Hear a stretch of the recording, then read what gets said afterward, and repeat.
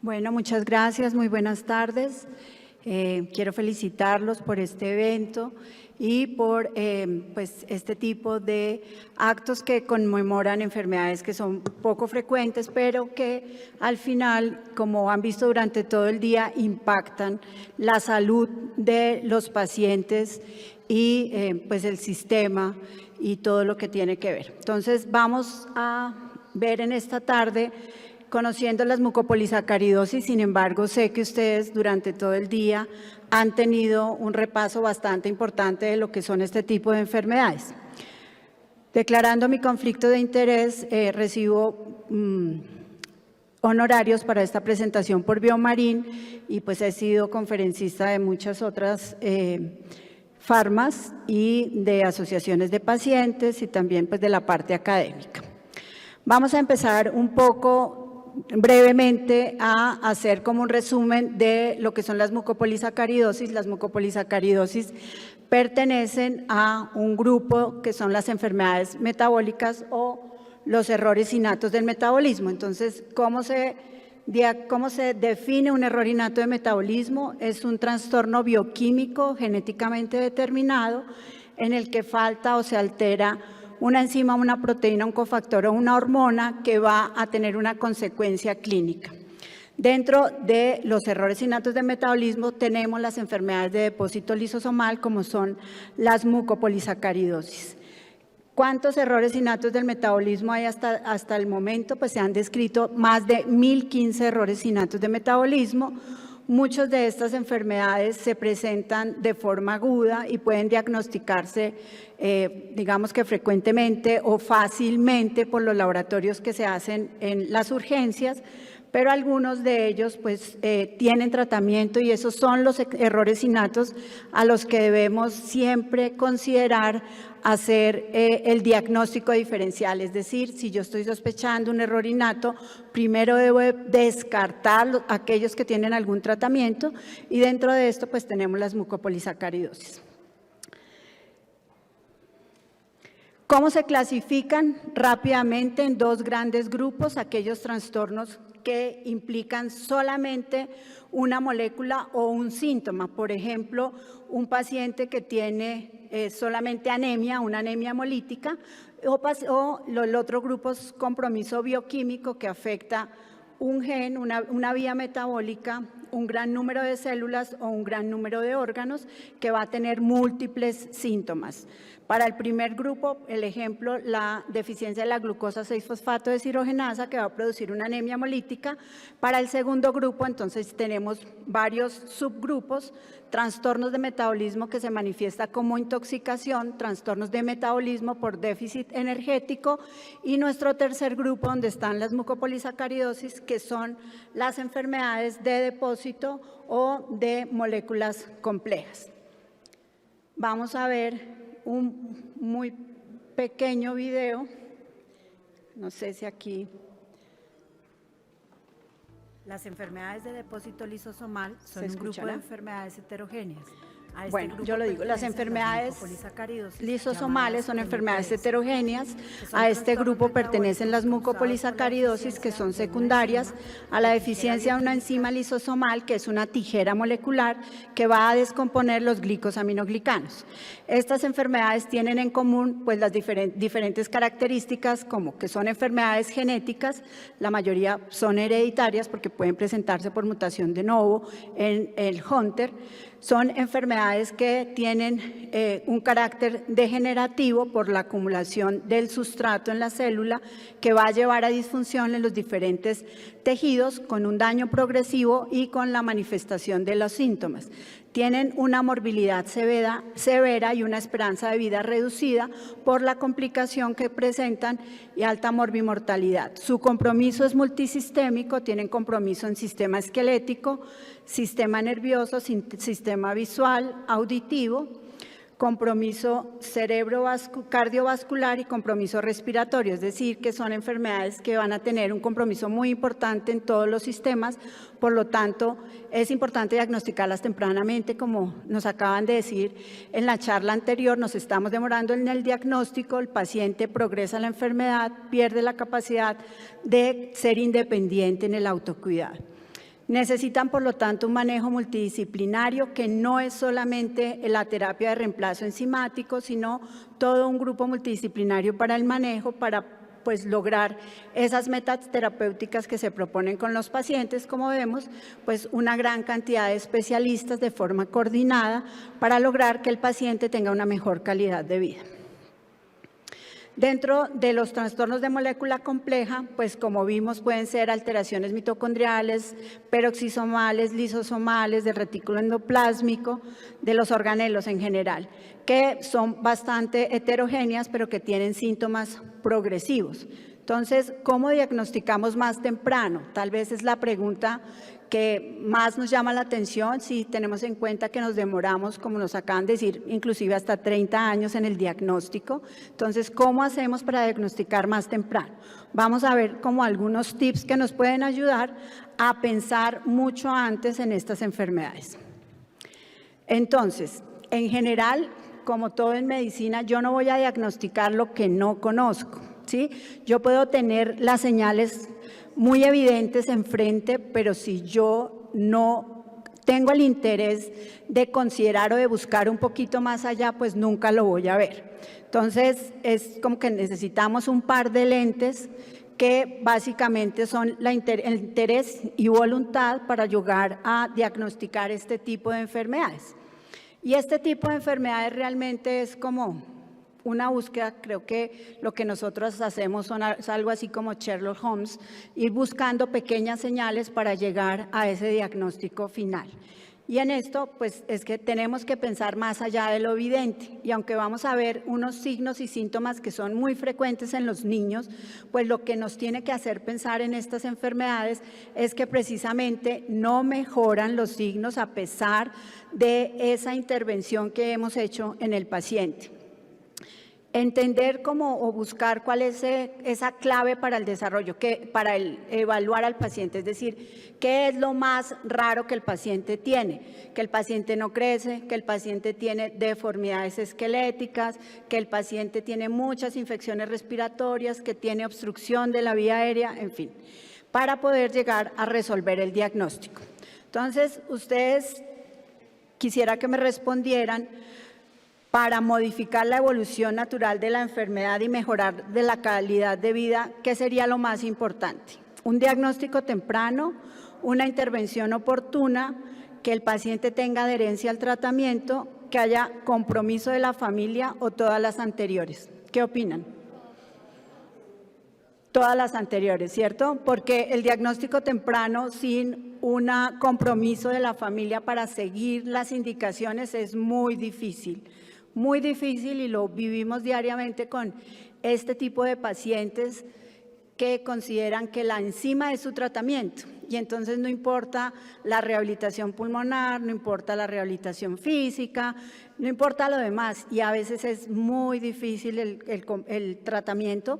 Por eso es que el compromiso de la familia aquí es fundamental, como una intervención médica oportuna y todo lo demás. Quisiera con la siguiente charla de Buscando las Señales, nosotros tenemos en la cabeza que una mucopolisacaridosis es un paciente con unos rasgos muy gruesos o rasgos toscos o como se ha llamado facies gargoloides, ¿cierto? Ese es el paciente de mucopolisacaridosis. Entonces tal vez tenemos que quitarnos un poquito ese concepto porque cuando ya vemos al paciente así, como decía un profesor mío, hasta el portero del hospital lo diagnostica. Entonces, la idea es que logremos diagnosticar más temprano al paciente, porque cuando lo vemos y es tan evidente, inclusive si no es médico, va a decir, ese paciente o ese niño tiene algo diferente. Entonces, quisiera aquí que ustedes me digan de estas 3 fotografías, ¿cuál de esos 3 fenotipos les parece que es dismórfico? O ninguno, también puede ser, o todos.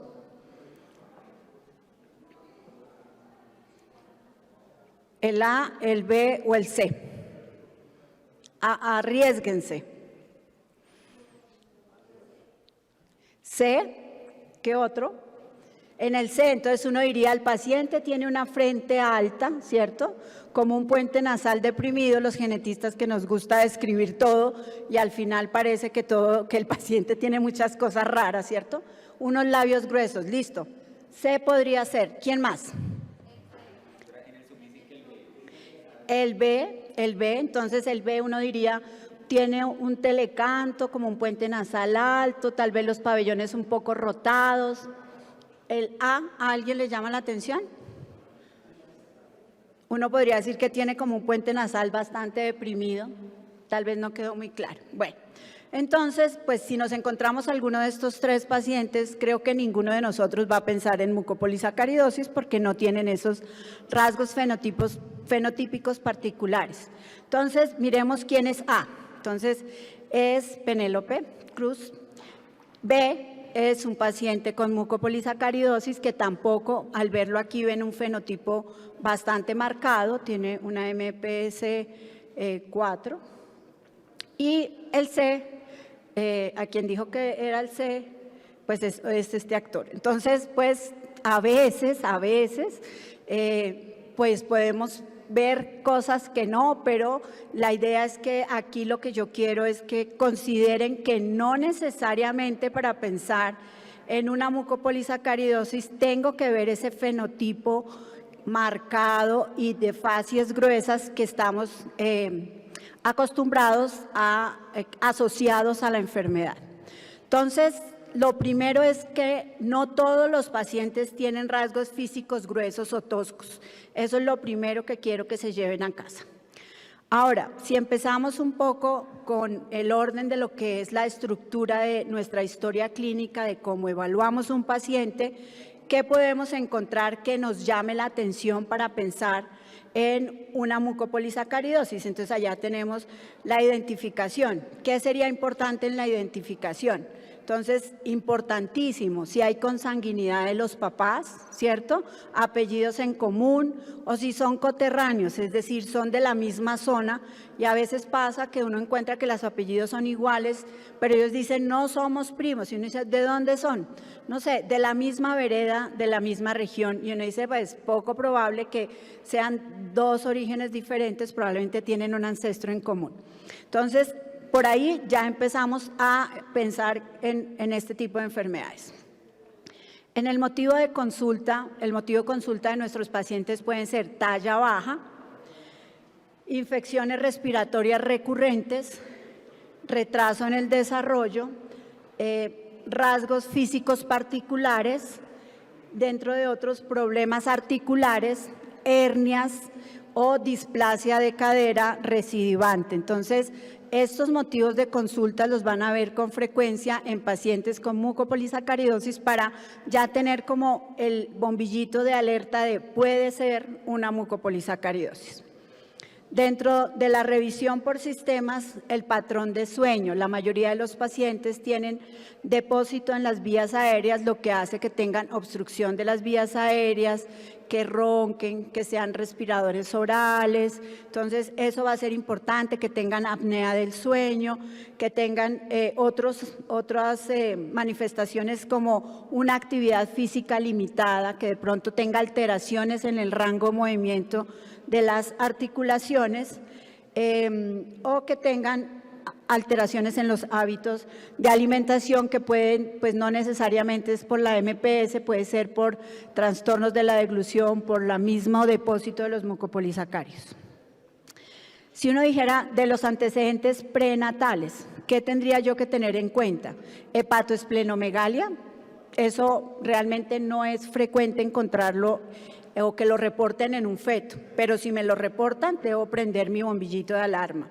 Acortamiento del fémur o de los huesos largos, con frecuencia se encuentra, muchas veces para muchas displasias esqueléticas, es el signo de alarma y pues en las mucopolisacaridosis tenemos disostosis o un tipo de displasia esquelética. Y esto es importante, hidros fetal no inmune, va a ser frecuente en mucopolisacaridosis tipo en SLAI, en el tipo 4 y en el 6 también puede ser muy importante que el paciente tenga un hidros fetal. Con respecto a los antecedentes patológicos, entonces un paciente que tiene obstrucción de las vías aéreas, un paciente que ha tenido adenoidectomía, amigdalectomía, que tiene apnea del sueño, que ha tenido infecciones recurrentes, otitis, tiene una timpanostomía, deterioro auditivo, hepatomegalia, síndrome de túnel del carpo. Un síndrome de túnel del carpo en un niño, pues esto es patológico, nunca va a ser normal. Y una de las posibilidades es una MPS. Y displasia de cadera, lo pongo en rojo porque en todas vemos con frecuencia el niño tiene displasia, recibe su tratamiento con su férula, pero hace una displasia recidivante, inclusive puede ser operado y persiste con la displasia. Entonces, eso tampoco es normal. Otro antecedente que tal vez igual, bueno, la vemos en la siguiente, es que el paciente tenga hernias recidivantes o que haya tenido hernia umbilical, hernias inguinales, otras cirugías, adenoidectomía, amigdalectomía, que ya la mencioné, también me debe hacer pensar que posiblemente pues no es normal que se opere una hernia y que nuevamente, si tiene un trastorno del tejido conectivo, pues de pronto un cutis laxa, un Ehlers-Danlos, pero si el niño no tiene ninguno de esos signos asociados, pues uno diría como que no y tiene que pensar en una MPS. ¿Qué otros antecedentes? Pues en general de alteraciones de las vías respiratorias, que el paciente tenga todo el tiempo manejo anticongestivo, inhaladores nasales, antibióticos porque hace muchas infecciones. No hay que olvidar que aunque tienen una enfermedad metabólica o genética, pues también tenemos que estar pendientes del esquema de vacuna del paciente. Hay que vigilar que lo tenga completo porque también me va a disminuir infecciones y complicaciones. Y antecedentes familiares, nos mencionó la doctora, familias con 7 o 5 hijos afectados, uno dice, no puede ser.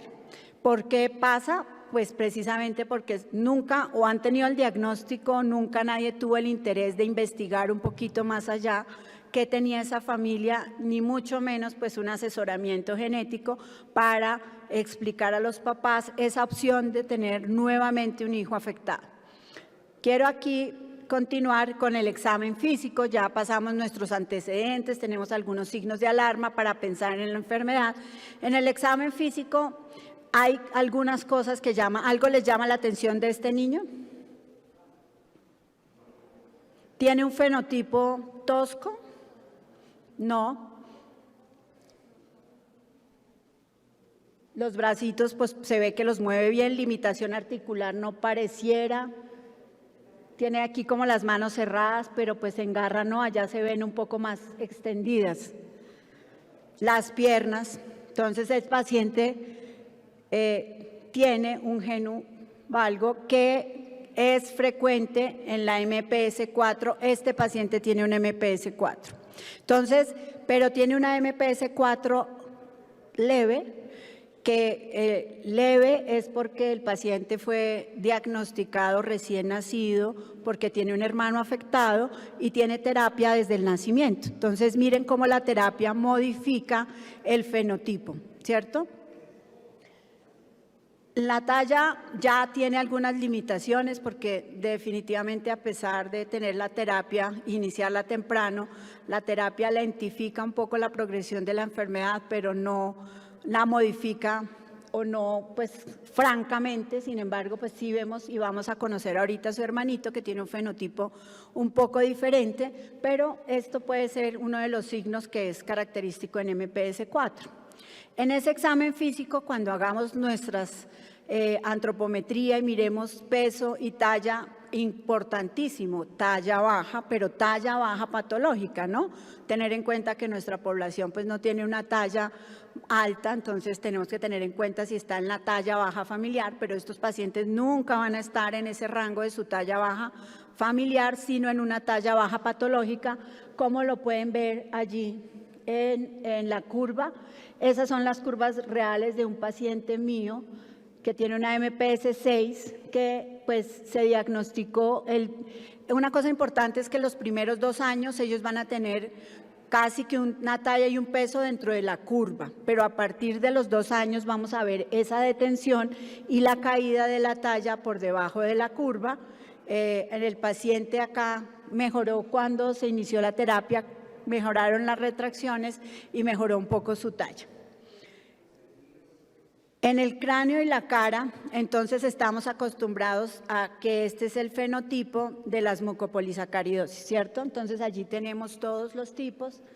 Los dos primeros fotos son MPS1, la tercera es MPS3, MPS2, la tercera es MPS3, acá tenemos también es MPS3, 4, 6 y 7. Entonces, en todos, aunque ellos tienen unos fenotipos diferentes, estamos acostumbrados que ese es el fenotipo que debemos encontrar, pero como vamos a ver, no todos los pacientes tienen este fenotipo. Como no todos van a tener ese fenotipo, entonces, ¿en qué debemos pensar para decir puede ser una MPS? Perímetro cefálico aumentado. Entonces vamos a encontrar que ellos, como dijimos, ya van a tener una talla baja patológica, pero su perímetro cefálico va a ser normal. Entonces va a ser una aparente macrocránea, no porque realmente esté por fuera de los percentiles, sino porque su cabeza sí va a tener un crecimiento dentro de lo normal. Los rasgos faciales, alteraciones dentales, vamos a ver con mucha frecuencia, hay que mirar la boca de los pacientes y como vamos a ver, no son poquitas, son bastantes alteraciones muy llamativas. La macroglosia también es otro signo que me puede hacer pensar en la MPS. Entonces, pues ese era el fenotipo típico, pero estos son fenotipos leves de mucopolisacaridosis que, como ustedes ven, en las dos primeras fotos son 1, el de la tercera no recuerdo ahorita, pero el cuarta foto es un San Filipo, que también lo mostraron en la siguiente foto. Acá es una MPS 4, esta niña, él también, 6 y 7. Entonces, los fenotipos leves, pues realmente nos despistan un poco, pero si vamos sumando todo lo que hemos hablado, podemos considerar que mi paciente tenga una mucopolisacaridosis. Entonces, un fenotipo normal no me descarta la enfermedad. En los rasgos faciales, uno ve que van cambiando a través del tiempo en las formas severas. ¿Por qué? Pues porque son enfermedades de depósito. De los 3 a los 6 meses podemos ver que hay un ligero engrosamiento de los rasgos faciales con una frente prominente, un puente nasal deprimido, una punta de la nariz ancha, orificios nasales antevertidos, mejillas llenas. Aunque uno ve ese bebé y uno pues realmente no le ve mayor cosa, tal vez la frente prominente. Sin embargo, a medida que va cambiando, va pasando el tiempo, esos rasgos van siendo más marcados. Y los pacientes, pues finalmente, con el tiempo podemos tener esa evolución de los pacientes. Vamos a ver algunas características de las diferentes MPS. Para la MPS1, los pacientes tienen, pues como todos, macrocefalia, pero allí estoy resaltando, esto no lo encuentran en ningún libro, es lo que por mi experiencia he podido aprender a diferenciar de los diferentes tipos. Entonces, para la 1, puente nasal deprimido, unas cejas pobladas, unas narinas antevertidas, todo pabellones, labios prominentes, cuello corto. Para el 2, en el 2 que tengo, un puente nasal deprimido, pero una frente bastante alta, con narinas antevertidas, cejas pobladas. Tal vez aquí lo que llama la atención es la frente alta y algo de prognatismo, que no ve uno en las otras MPS.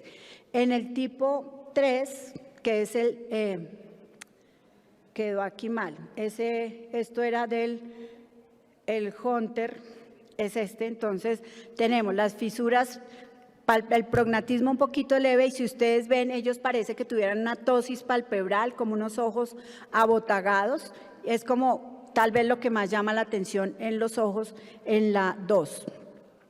En el 3, que es el San Filipo, en general ellos tienen una carita casi que levemente tosca, pero lo que más llama la atención es la sinofris, que es que haya mayor vello entre las cejas, y prognatismo y que tienen hirsutismo.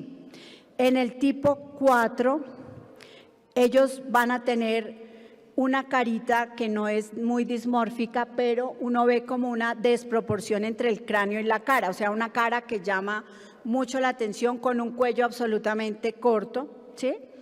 Eso va a ser como lo más característico facial del 4. Esta niña es la misma que mostré de este lado de 4, pequeña. En el 6, entonces, allí, ¿qué es lo que les llama la atención? En los ojos. Los ojos tienen un poco de proctosis, ¿sí? Eso es característico del 6 y van a tener muchas alteraciones dentales. El paciente de arriba es un paciente mío también. Él ya tiene así porque su mamá es odontóloga y le ha hecho muchos tratamientos odontológicos, pero como vemos en la foto de abajo, es como característicamente el 6 tiene un compromiso dental muy, muy importante, que va atrasado. Entonces, dientes pequeños irregulares, diastasis de los dientes, encías hiperplásicas y un pseudoexoftalmo, es lo que ven estos pacientes, que es el mismo aquí en esta foto de allá, donde ustedes ven esos ojos que llaman mucho la atención. Es muy característico del 6. Y en el 7 o en el slide, ellos hacen macrocefalia, facies toscas, macroglosia, también hacen diastasis dental con hiperplasia gingival y cuello corto. Es como una combinación del 4 y del 6, porque tiene un poquito como de las dos en el fenotipo. La cavidad oral tenemos que verla, y aquí todas son fotos de pacientes con mucopolisacaridosis. Entonces ustedes ven unos dientes que son pequeños, tienen microdontia, son diastasis separados, con muchas alteraciones, mordidas abiertas, mordida cruzada, hiperplasia gingival. Hay una gran cantidad de, además, defecto del esmalte, pérdida de la estructura dental, quistes dentigénicos múltiples, hipertrofia gingival, hiperplasia, reabsorción radicular. O sea que aquí es importante que nos ayude en la evaluación odontología para poder definir muy bien cuál es esa manifestación o fenotipo de nuestros pacientes. Entonces, importante el apoyo del odontólogo. A nivel oftalmológico también hay compromiso. No todas las MPS tienen compromiso oftalmológico, pero en las que lo tienen, en las que tienen opacidad de la córnea, hipertensión, glaucoma, degeneración de la retina, inflamación del nervio óptico, el pseudoexoftalmos en la 6, hipertelorismo, estrabismo, hipermetropía, astigmatismo, fotofobia, disminución en campo visual. Es decir, que también necesitamos que el paciente sea valorado por oftalmología, y esa también determinación del compromiso es importante. Hay algunas que tienen el compromiso y otras no. A nivel del cuello, pues realmente la que más cuello corto tiene es la MPS 4. Entonces ustedes ven allí, todos los pacientes tienen, estos 3 fotos son de pacientes con MPS 4, entonces vamos a encontrar pues la macrocefalia menos en la 4 y en la 7, una frente amplia prominente, un cuello corto especialmente en el 4 y en el 7, pero como ustedes ven, según el fenotipo va a ser mucho más marcado, pero llama la atención, pues él aquí que tiene un cuello corto, pero no está tan severamente corto, él es el hermanito del otro, del niño que les presenté antes, él puede tener su mirada horizontal, pero cuando el cuello es tan corto, la mirada, estos pacientes todo el tiempo tienen su mirada hacia arriba por la misma limitación en la movilidad del cuello. En el tórax vamos a tener deformidad, y la mayor deformidad va a ser en la MPS 4, vemos ese spectrum carinatum como está el niño de en medio, para la primera foto excavatum es un niño con MPS 1, y allá tenemos a nuestro paciente que tiene algo de deformidad, no es tan severa como ambos tienen 4 como el de la foto en medio. Otro hallazgo que es muy frecuente es la cifosis lumbosacra, y eso se puede ver en los primeros meses de vida. Entonces, uno a veces le dice a la mamá, no, es que el niño todavía no se sienta bien, entonces por eso es que se le ve la cifosis. Pero hay que tenerlo presente porque yo diría que todas las MPS de los primeros años de vida, los niños tienen cifosis. Entonces, allí tenemos la cifosis. Y otra característica que también podemos ver en la piel es una melanosis cutánea extensa, que es lo que la gente llama la mancha mongólica, pero que va a ser bastante o es frecuente, no es patognomónica de las MPS, pero es frecuente. También vamos a ver cuando sean un poco más grandes hipertricosis, entonces no es muy frecuente ver un niño con mucho vello corporal, pero si tiene hipertricosis debo pensarlo.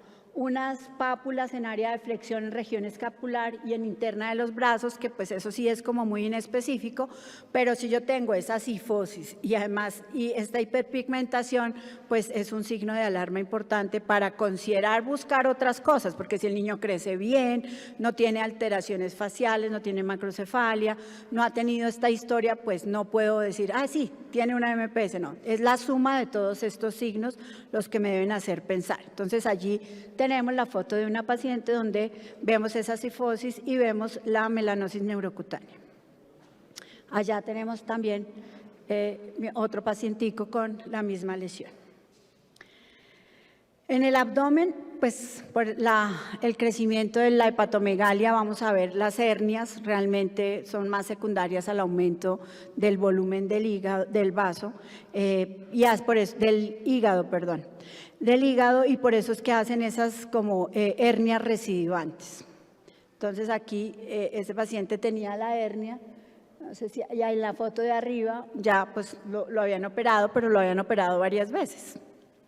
Y este es el ya mucho más grande, donde ustedes ven que ya no se ve ese abdomen prominente ni la hepatomegalia. Recibe tratamiento, eso también está relacionado con el tratamiento. Uno de los órganos que involuciona con el tratamiento es el hígado, entonces mejora. En las extremidades, alteraciones, o por contracturas o por hipermovilidad. Entonces, la mayoría tienen contracturas, pero hipermovilidad van a tener la 4A y la 7. Y ahorita vamos a ver qué tan hipermóvil, o sea, es patológica la movilidad que ellos hacen.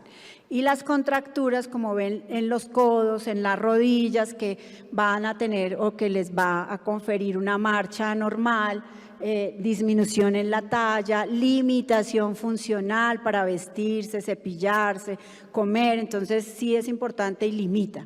Y pues allí tenemos a mi paciente de la mitad que tiene una MPS 6, él tenía contracturas después de la terapia, mejoró mucho, eso no pasa en muchos pacientes, las lesiones en las rodillas, por eso pues él se ve un poco más alto, que tiene una MPS 6, que las que más talla baja van a dar 4 y 6, entonces también tener la baja patológica, muy baja.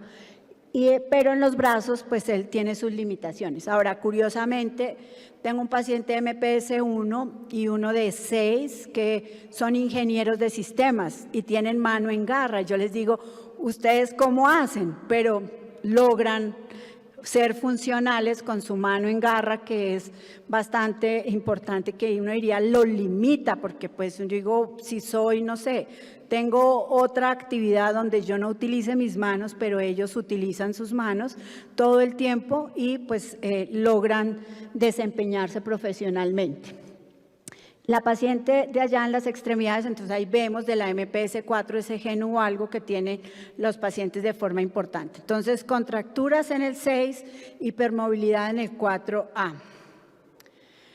Rigidez articular y displasia ósea, la más severa va a ser 4, como vemos aquí el paciente, ahí ven el gen o algo, su tórax carinatum, las limitaciones en las articulaciones. Ahora, a nivel radiológico, también tenemos hallazgos característicos, solamente los voy a mencionar. En general, que ve uno en los huesos largos es que las diáfisis son más anchas. En general van a estar cortos, pero con las diáfisis anchas. A nivel de la cadera, los pacientes pues tienen luxación de la cadera y una coxa valga. En la columna, sus vértebras van a ser ovoides con una proyección anterior que se llama como en pico de flauta, que cuando yo lo vea tengo que pensar en una MPS. Muchas displasias espondiloepifisiarias, metafisiarias que comprometen la columna tienen platispondilia o vértebras ovoides, pero esa proyección anterior como en pico de flauta solamente se ve en las MPS. A nivel de las manos hay acortamiento de los metacarpianos, los describen como balas invertidas, o sea, anchos hacia distal y angostos hacia proximal. En el tórax, las costillas en palo de remo también se describen. De hecho, hay un paciente que sospecharon MPS 7 por ese hallazgo en el periodo neonatal. Realmente fue neonatal y fue por el hallazgo de las radiografías. Entonces, es muy importante conocer esas características radiológicas. En las manos, entonces, tenemos la mano en garra para la mayoría, pero como ven en la foto de aquí abajo de la mitad, la hipermovilidad, es decir, pues a duras penas yo logro el 90, pero esos pacientes logran 180 por la laxitud tan extrema que tienen la MPS 4. Hiperlaxitud, la 4A, algunos 3 y 7, pero todos los demás pues van a tener su mano en garra. El gen uvalgo pues también va a ser variable dependiendo de la severidad. Allí tenemos varias severidades, MPS 4 y 6, entonces vemos pacientes pues que no lo tienen y pacientes que lo tienen. Entonces no necesariamente, vuelvo y digo, todos los pacientes tienen que tener estos hallazgos para decir si es, porque vuelvo y digo que ese paciente con el fenotipo severo es fácil por lo menos de pensar algo pasa, pero en el que no, tengo que pensarlo si la sumatoria de todo esto al final me está diciendo, oiga, esto no está bien. El problema, vuelvo y digo, es que a veces uno dice, bueno, una infección respiratoria, pues todos los niños tienen infección respiratoria. Otitis, ya no recuerdo cuando estudié pediatría si eran como 5 o 6 otitis que normalmente puede tener un niño al año. Entonces uno dice, no, pues está dentro de las que normalmente debe tener. Pero si yo veo, no, pero tan recurrentes, pero además tiene obstrucción de la vía aérea, pero una displasia de cadera que no mejora, está muy pequeño, entonces ya le tengo que empezar a sumar para considerar. En las extremidades inferiores, entonces vamos a ver contracturas, entonces los niños ya por sus contracturas caminan en punta, vamos a ver esa marcha un poco agazapada por la contracción que tienen en las articulaciones a nivel de las rodillas y hay que tenerlo siempre presente, las contracturas que ahí vemos en estos pacientes. ¿Los pacientes a nivel cardíaco pueden tener un soplo? Sí, pero no va a ser el hallazgo más característico. Todos los pacientes o en general hacia los 5 años van a hacer una insuficiencia valvular, pero inicialmente puede que no. Entonces, puede que yo no le ausculte un soplo, pero tengo que tener en cuenta que puede tener otro compromiso, entonces pueden tener miocardiopatía asociada a fibrolastosis endocárdica al año de edad. Algunos de estos pacientes pueden debutar como una falla cardíaca, ¿sí? Engrosamiento de las válvulas mitral y aórtica, hipertrofia septal asimétrica, hipertrofia concéntrica del ventrículo izquierdo, insuficiencia aórtica de la válvula mitral. Es decir, que necesitamos hacerle un ecocardiograma al niño, así yo no le escuche un soplo, bueno, para ver que no tiene ninguno de estos compromisos. A nivel endocrinológico, pues también hay artículos como este que nos hablan y lo que hacen es que hacen un retraso puberal. O sea, las adolescentes con estas enfermedades no hacen su desarrollo puberal. Básicamente, por la enfermedad, se ve que cuando empiezan la terapia, cuando están con terapia, ellos logran ese desarrollo puberal. Y pues hay muchos artículos del compromiso óseo, como el depósito de los glicosaminoglicanos en la placa de crecimiento, pues afecta no solamente por depósito, sino por activación de factores de crecimiento o factor de necrosis tumoral o muchos otros, digamos que el metabolismo óseo, ¿por qué hay tanto compromiso en estas enfermedades? En el sistema nervioso central, pues vamos a encontrar retraso en el desarrollo, casi que es evidente entre los 12 y 24 meses, con edad mínima funcional para los niños que tienen discapacidad cognitiva. ¿Cuáles van a ser las mucopolisacaridosis con discapacidad, saben? Para los que están en el chat, en línea, que nos escriban, ¿cuáles van a tener discapacidad? San Filipo nada más. No escucho. Hunter, 2. Horler también, la forma severa. Entonces, la 1, la 2, La 2 tiene un fenotipo con discapacidad y uno sin discapacidad. La 3, la 4 tiene. Morquio tiene. No tiene. Maratolami, que es la 6, tampoco tiene. Sly sí puede tener. Entonces, ¿cuáles van a ser para acordarnos? Porque nos acordamos de los nombres, aquellas que excreten heparansulfato. Las que excretan heparansulfato son las que van a tener discapacidad. Aquí nos contestaron Hunter en stream y la 3, pero también Horler lo tiene. Y Sly puede tener. En la evolución del fenotipo, entonces, esa foto que vimos al principio es el paciente a los 4 años. A los 10 años todavía se ve bien. Ustedes lo ven a los 16 años y uno dice que llama la atención. Se ve como bajito, como el cuello corto. A los 17, pues el paciente, si uno ve sus rasgos faciales, unas cejas de pronto un poco gruesas, pero 28 y 30 años, pues ya en silla de ruedas por lesión medular por compresión. Entonces, él tiene una MPS 6, que no es esa forma más severa, es intermedia, pero vemos cómo a través del tiempo su fenotipo fue modificándose, aunque no de una forma para el fenotipo que normalmente vemos. Entonces, aquí tenemos también un paciente con MPS 7, cómo ha sido su progresión a través del tiempo. Entonces, el fenotipo nos puede despistar, por eso es que hay que pensar y tener en cuenta todos los demás signos que hemos visto. Aquí tenemos la evolución que les mostré desde una MPS 1, donde francamente se ve esa progresión y ese compromiso en el fenotipo. Entonces, aquí ya para terminar casi, ¿qué tipos de mucopolisacaridosis tenemos? Entonces, el 1 se va a dividir en 3, que es el Horler-Shea y el Shea. El 2, el Hunter, que tiene un fenotipo leve y uno con compromiso neurológico y el otro sin compromiso neurológico. La 3, que se subdivide en A, B, C y D.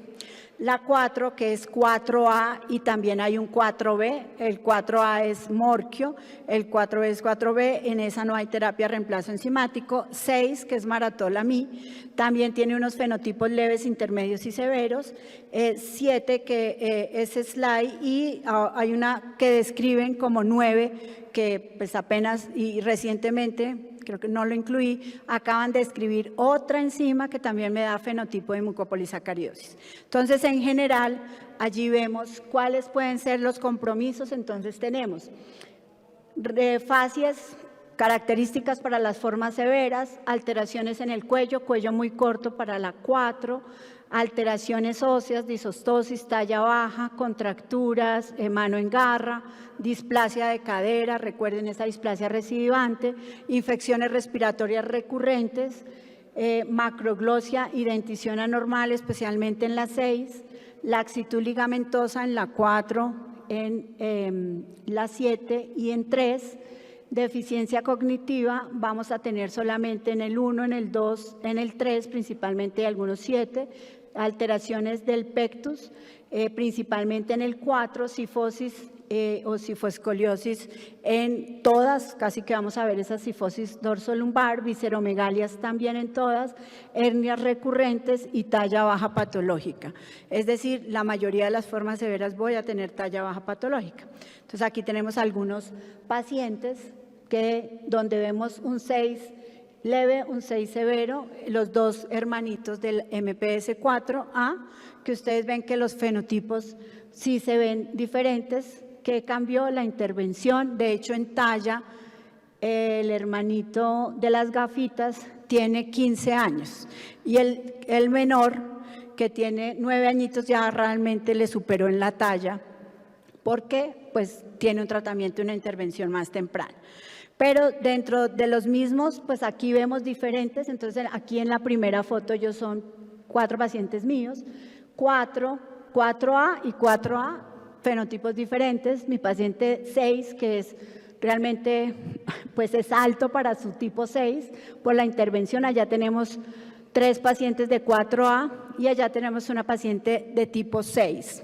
Entonces, ven que es muy variable el fenotipo y que espero que todos estos pequeños tips de conociendo las mucopolisacaridosis es un poco más allá en la historia y en la evolución si logramos diagnósticos mucho más tempranos, porque pues en esta etapa o en esta foto de en medio, pues vuelvo y digo que muy fácil pensar algo tienen y voy a buscar qué es. Pero en los otros que tienen formas leves, tal vez ese síntoma que no mejora, tengo que pensar un poquito más allá y buscar un poco más. Entonces, mi siguiente reflexión es pensar más allá de lo evidente, pensar cuál es ese síntoma o metabolito como que persistentemente no mejora y seguir una ruta secuencial diagnóstica. No es que al paciente con talla baja de entrada le pido mucopolisacáridos, ¿no? Le voy a pedir seguramente TSH, T4, voy a mirar cómo está la parte nutricional y todo lo demás, pero sí tengo que hacer el seguimiento.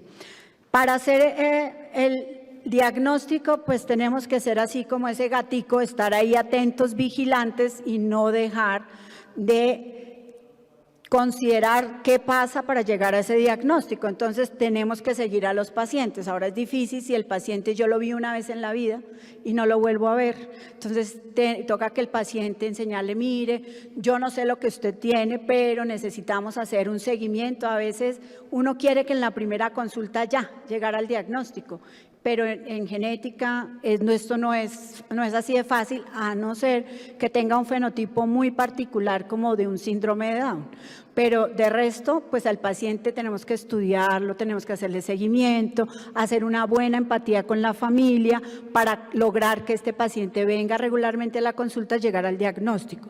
Ahora, si no conocemos la causa de los síntomas, estudiemos todos los diagnósticos diferenciales para ver qué es lo que tiene mi paciente y hay que estar actualizados. Hoy no sabemos, hoy conocemos algunos tratamientos para 1, para 2, para 4, para 6 y para 7, pero puede que mañana ya exista para 3, entonces es importante saber qué hay de nuevo en la enfermedad de mi paciente para lograr ofrecer el tratamiento.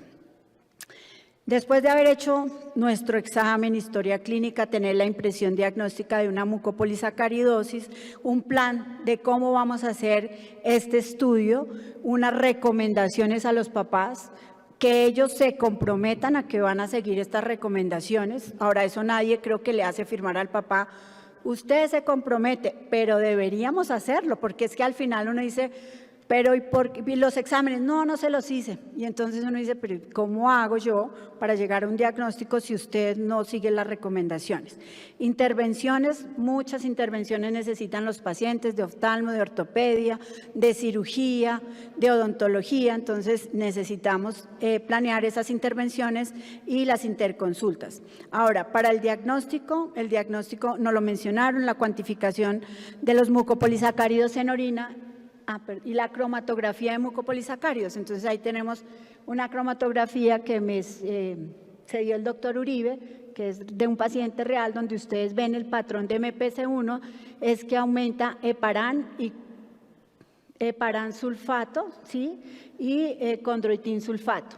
Y la MPS4 está aumentado el condroitin sulfato, ¿cierto? Y algo de dermatán sulfato. Entonces, miren que en el 1, que es el que tiene discapacidad, es donde hay ese aumento del heparán. La cromatografía y la cuantificación, ese debería ser nuestro primer paso, porque según lo que esté excretando el paciente, pues yo considero cuál es la MPS que puede tener. A veces pasa que el médico conoce al laboratorio A que tiene la enzima para la mucopolisacaridosis A.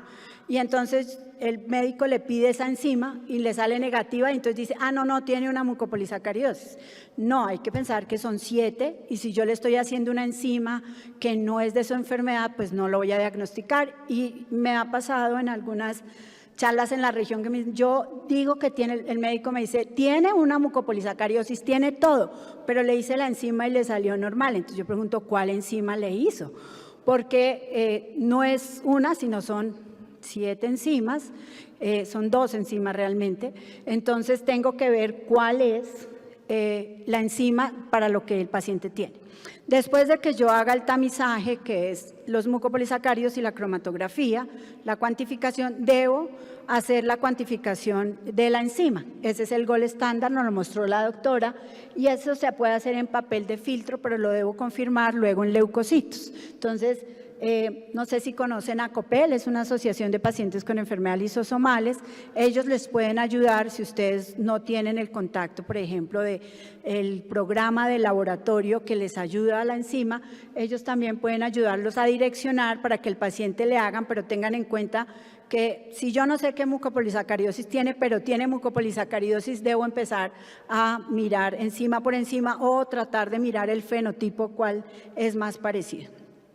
Entonces, al final, ya para conclusiones, ¿qué camino debemos tomar para llegar a un diagnóstico más temprano?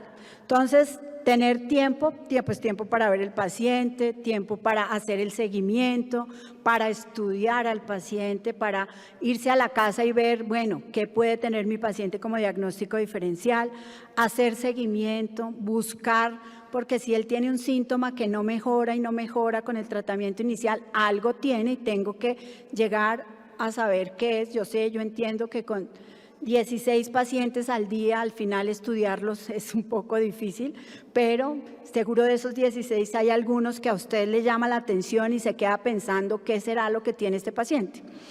Hay que ver un poquito más allá de lo evidente, es decir, descartamos lo frecuente, pero si persiste, algo más está pasando. No descartar la MPS si el paciente tiene un fenotipo normal, seguir una secuencia lógica de los diagnósticos diferenciales y considerar ese síntoma persistente que no mejora. Recordar que hay algunos antecedentes prenatales, el hidros fetal, hepatomegalia, acortamiento del fémur, la historia de consanguinidad también me tiene que hacer pensar en una enfermedad recesiva, infecciones respiratorias recurrentes, hernias recurrentes, displasia de cadera, alteraciones óseas múltiples, talla baja, alteraciones dentales. Entonces, tenerlos presente para considerar la enfermedad. Y bueno, muchísimas gracias. Eso era lo que quería compartirles la tarde de hoy.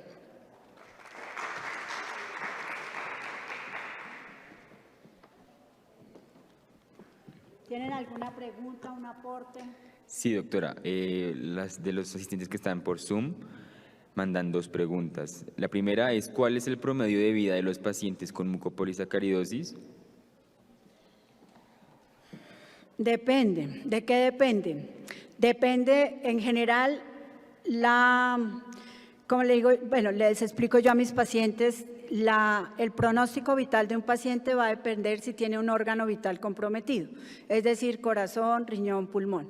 Vimos acá que los pacientes tienen compromiso cardíaco, aunque no es el más severo, pero tienen un compromiso pulmonar importante por la anatomía y la restricción torácica y también hacen muchas lesiones medulares. Entonces, va a depender de qué fenotipo severo es, si es severo o es leve y si tiene una intervención temprana o no.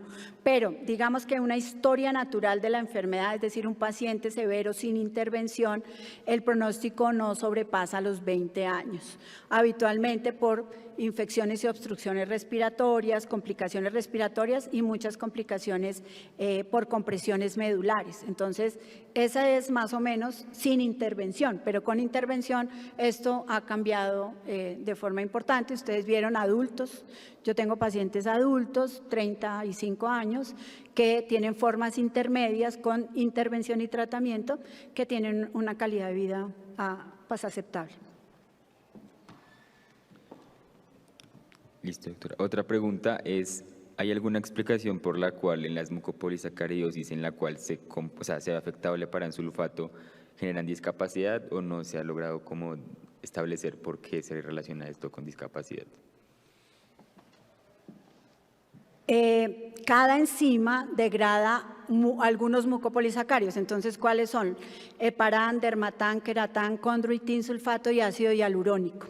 No todas las enzimas degradan todos estos mucopolisacáridos. Entonces, el heparán sulfato está principalmente en el sistema nervioso central. Entonces, como la enzima no puede funcionar, no lo puede degradar, él se acumula y produce pues todos los efectos. Ahora, ¿por qué no funciona la terapia, no pasa la barrera hematoencefálica? Y entonces por eso es que el paciente puede mejorar su compromiso de megalias, articular, auditivo, visual, depósito en vías respiratorias, pero la discapacidad no cambia, y es porque la enzima no pasa la barrera hematoencefálica. Sin embargo, hay varios estudios de tratamiento intratecal, enzima intratecal, y ahora digamos que recientemente hay terapias con algo que se llaman caballos de Troya, y entonces son moléculas que se le pegan a la enzima, engañan a la barrera hematoencefálica y logran llegar al sistema nervioso central.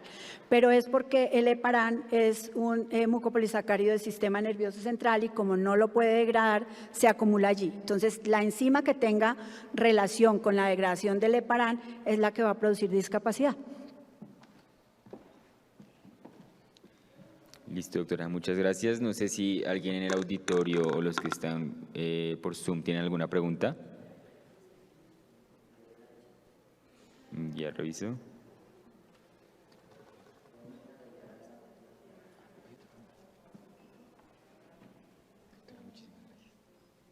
Que si pueden... Sí. Sí, igual pues como cualquier paciente puede desarrollar asma, y más que por tener la mucopolisacaridosis, pues por susceptibilidad, pero recuerden que tienen infecciones recurrentes que pueden dejarles secuelas, que pueden hacer cuadros broncoobstructivos recurrentes, pero además no movilizan bien secreciones, pero además tienen una alteración restrictiva pulmonar. Entonces pueden parecerse por secuelas de las infecciones a un asma, o definitivamente tener una susceptibilidad familiar que además tengan asma. Doctora, muchísimas gracias por la intervención, estuvo muy interesante, de verdad creo que todos estábamos como embobados viendo las imágenes, y pues, en lo personal me pareció muy interesante cómo la doctora nos iba mostrando de cada tipo de mucopolisacaridosis, como el fenotipo, como para identificarlo, me pareció muy interesante, de verdad, muchísimas gracias, doctora.